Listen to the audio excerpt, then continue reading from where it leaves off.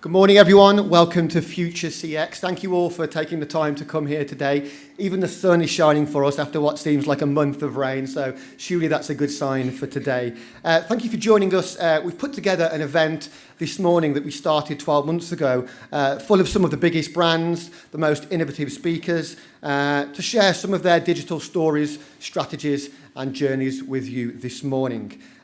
We've built this event since last year, and it's fast becoming an important fixture on the digital CX calendar, alongside working with our partners, who I will introduce in a moment.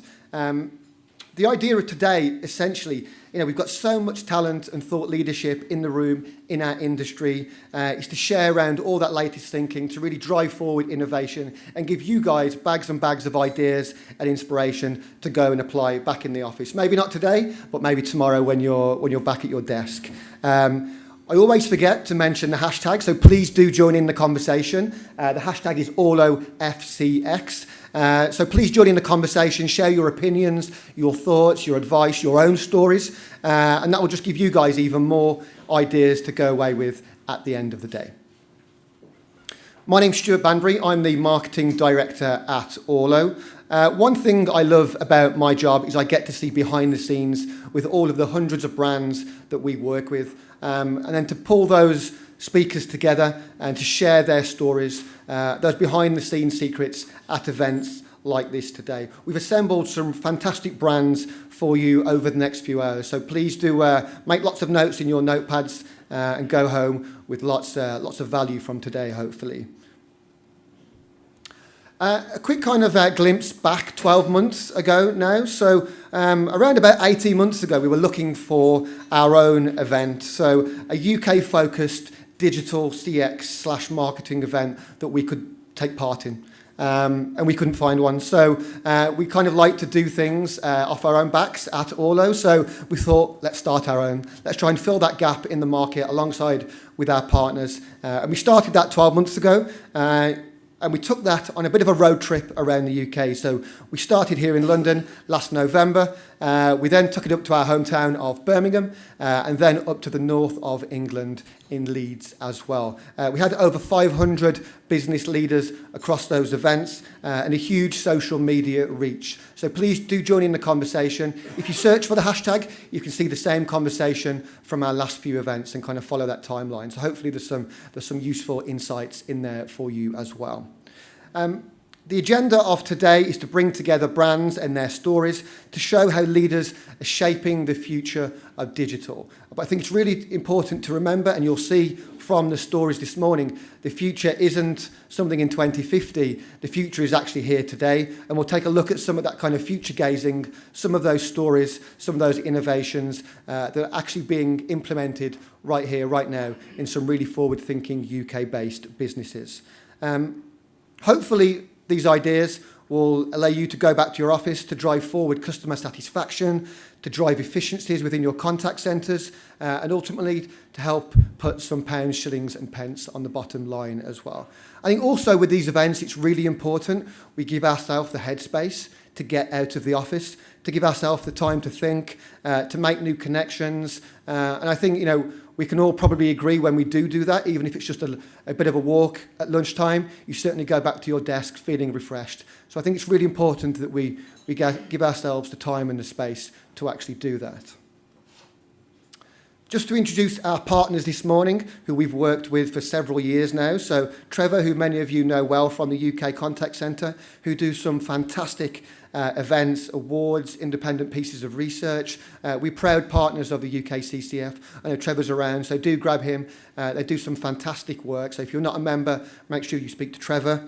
And on the public sector side of things, our partners at Comms 2.0. So again, a fantastic organisation based up near to us in Birmingham. Public sector comms specialists. They do strategic reviews, awards, training. Again, if you're from the public sector, looking to maybe take a step back and do an audit on your social or your customer engagement strategy, these guys can provide some fantastic value for you. So for those of you not as familiar with Orlo, as I mentioned, we're based up in sunny Birmingham. We're a digital engagement ecosystem, and we work with hundreds of brands, mainly in the UK, a few in North America, a few in Europe as well, and thousands of users across those hundreds of clients. We help these brands harness the power of human connection to produce powerful customer experiences and marketing. Now, you might ask, why is the theme of emotion so important? Well, I think we're going to touch on that this morning with some of our speakers, but it's well founded now that emotion drives 100% of our decisions, whether that's at a conscious or a subconscious level. So it's really important that we're cognizant of that. And if we can get that emotion management piece right with our customers, whether that's surprise and delight, whether it's customer satisfaction, whether it's just being there when they need us and meeting their expectations, if we can manage that customer emotion, we can then start to influence behaviour off the back of that. And those behaviours take a range of different forms. It might be to entice your customers to stay with you. It might be to get them to buy more from you, to become an advocate and leave you a great review on TripAdvisor or Trustpilot, or maybe just to encourage certain pockets of your audience to see digital as a great way to speak to you going forward. But obviously, first and foremost, you need to get that emotion management piece right up front. Okay, so just to set the scene for a couple of slides before I introduce our first speaker of the morning. When I looked at the agenda of presentations today, there were certainly some common threads running through them all. And these threads, certainly for me, are also what I've been seeing in terms of the digital landscape at the moment. I think certainly trust issues are very pervasive at the moment, whether that's within the social networks themselves or how organisations are using the social networks. I did choose to use the fact check example there this morning. I thought that was a very relevant, certainly looking at over Westminster, that's a very relevant example of that. Potentially, that's what's kind of spurring that growth into private messaging, which is certainly a big growth area that we're seeing at Orlo, which we'll talk more about later on today. It's also really important to understand the psychology of your customers and how you can manage those emotions, not just in your customers, but in yourselves, in your colleagues. So I think there's a real appreciation now for the whole understanding of customer and almost human psychology at the moment. And also, I think, certainly over the last 12 to 18 months, mental health has been very high on the public agenda, particularly in pressurised, target-driven environments. I know many of us within the room today work within those target-driven, pressurised environments. So whether that's customer service, whether it's marketing, whether it's sales, operations, I think within those circles, there's certainly an issue around mental health that needs to be discussed. And we're going to be doing that this morning, a bit later on this morning. For me as well, that digital landscape is mirrored on the global landscape at the moment. I think it's undoubtedly we're living in quite turbulent, volatile times within the kind of socio-political landscape. Uncertainty around Brexit and the destabilising effect that's having on businesses, uprisings and protests such as Extinction Rebellion, the Greta Thunberg movement as well, again, which we could see probably a few weeks ago from these windows here. The aggressive rhetoric used by world leaders seems to be spinning out of control. And I think certainly, even for me, looking back 10 or 20 years, the world feels a less safe and secure and stable place. And I think because of that, that brings to the fore the importance of making those connections with your customers and with your colleagues. If you can make them feel safe and secure, again, coming back to that theme of emotion management, the payback for your organisations is huge. If you've got happy and healthy employees, they will drive your business forward. If you've got connected departments, that will drive efficiencies forward. If you've got engaged customers, that will underpin your satisfaction, retention, and growth strategies. And our speakers this morning are going to share their own strategies and stories for doing just this. Okay, so taking a quick look at the agenda.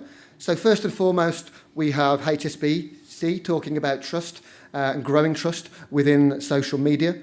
We have 3Mobile talking about digitally assisted customer service.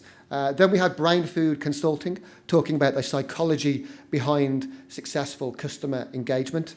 And then we have Anglian Water, talking about the unspoken challenge of mental health in high pressurised environments. We'll then pause and take a break for 45 minutes before coming back at 1 o'clock, where we'll have Microsoft talking about how to enable a CX data culture within your organisation. We'll then switch gears to the public sector, and we'll have Bromford Housing talking about aligning comms and customer service, how to get these departments on the same page, and engaging and speaking as one social voice. Then we'll take a short...